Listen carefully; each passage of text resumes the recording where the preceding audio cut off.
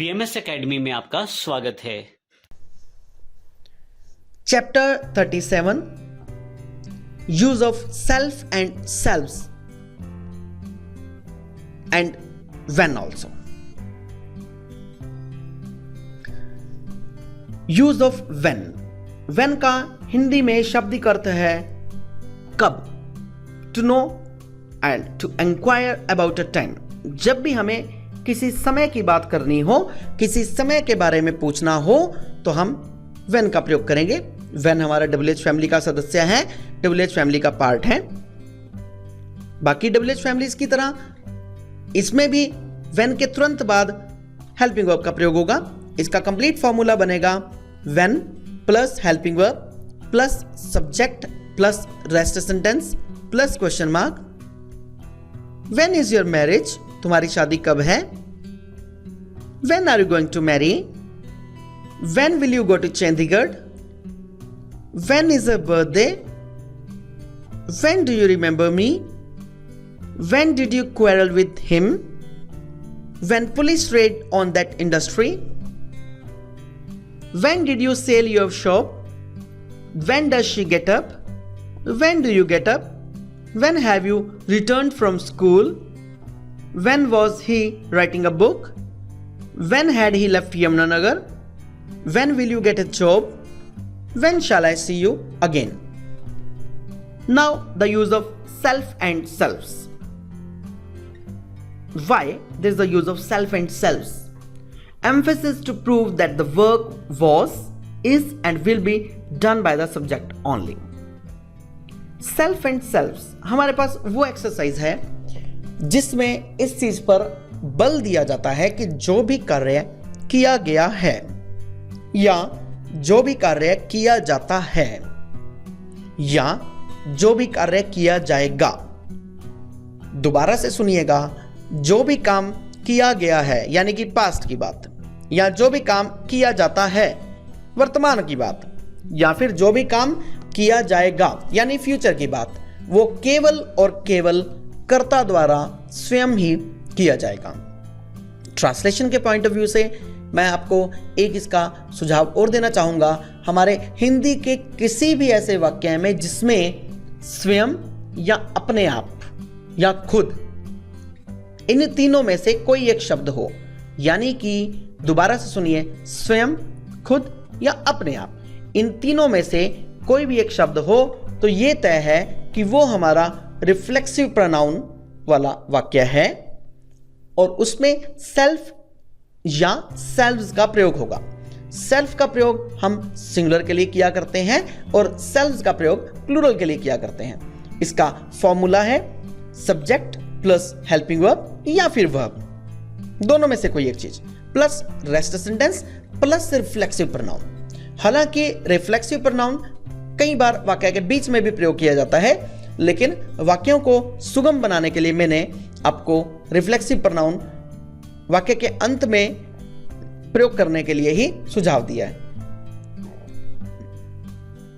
किस प्रोनाउन को, प्रोनाउन यानी सर्वनाम को, किस सर्वनाम को रिफ्लेक्सिव प्रोनाउन में किस प्रकार से बदला जाता है स्क्रीन पर देखेंगे। माय, माय को माय सेल्फ में, हिम को हिमसेल्फ में, हर को हर सेल्फ में, इट को इट सेल्फ में और वन को वन सेल्फ में। यानी कहने का मतलब यह हुआ, यदि हम my, him, her, it, one plus self लगा दें यदि हम इन सब के साथ, तो इस प्रकार से बन जाएगा my self, him self, her self, it self, one self, that's it.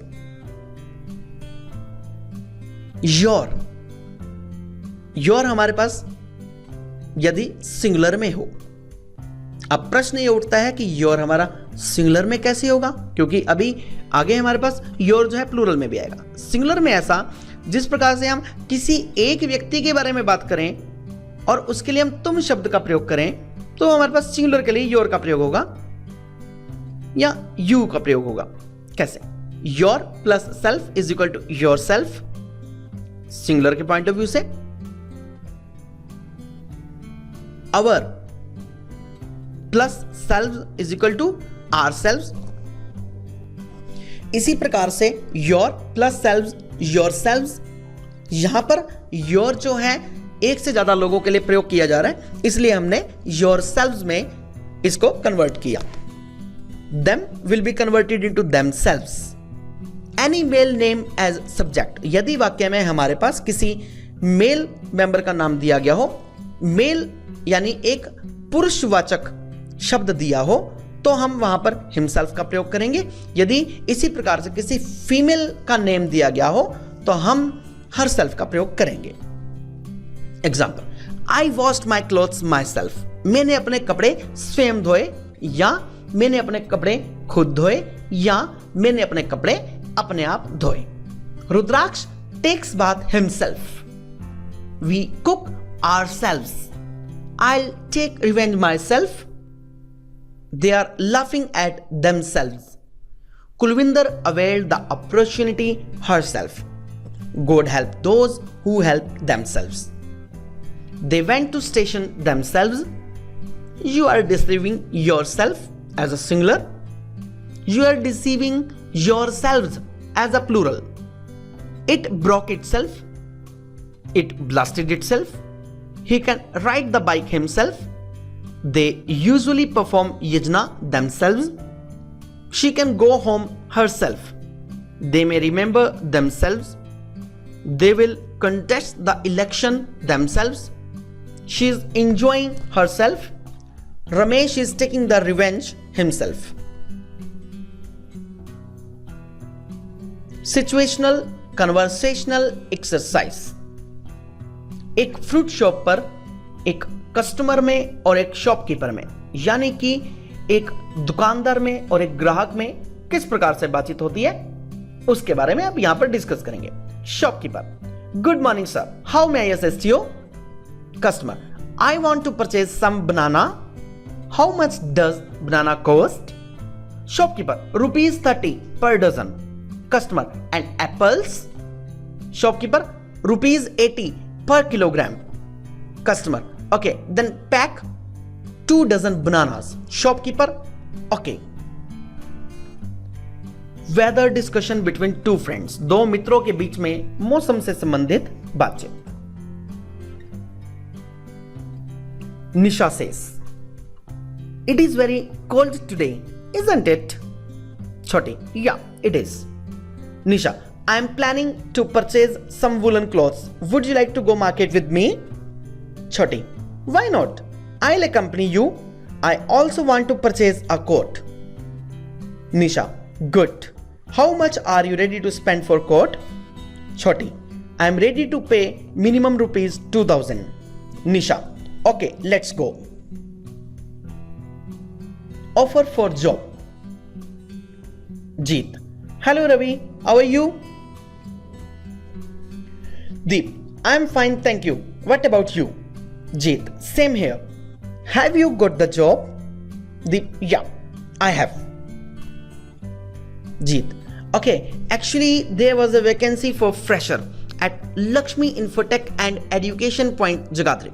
Deep, it sounds good, but I have got the job before 2 days only. Jeet, okay, go ahead. End of chapter 37.